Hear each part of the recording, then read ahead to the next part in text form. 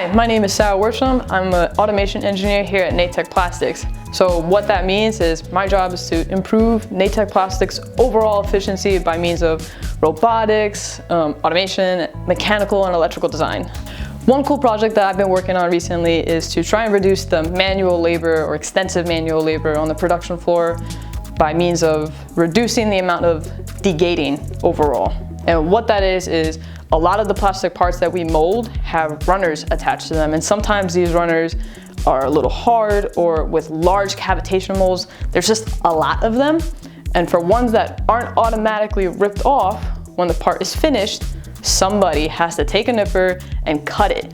For one part, this might not seem like a lot, but when you have a very large cavitation mold running under a really fast cycle time, this can add up to thousands of parts really quickly, meaning thousands of parts that one person has to sit there and cut all day long, even if the mold only runs for 2 hours or so. And this is exhausting for the operators and overall just not efficient use of their abilities. So what we've been trying to do is to implement degating stations for some of our more capable machines. What this means is we've attached stations that the end of arm tool, which is taking the parts out of the mold, can bring the parts over and automatically cut them.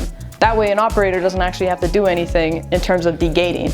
For some of our less capable machines or end of arm tools that we know will be traveling between different types of machines, we try and put the nippers directly onto the end of arm tool. That way we reduce the overall manual labor on the production floor and overall making everybody a lot happier.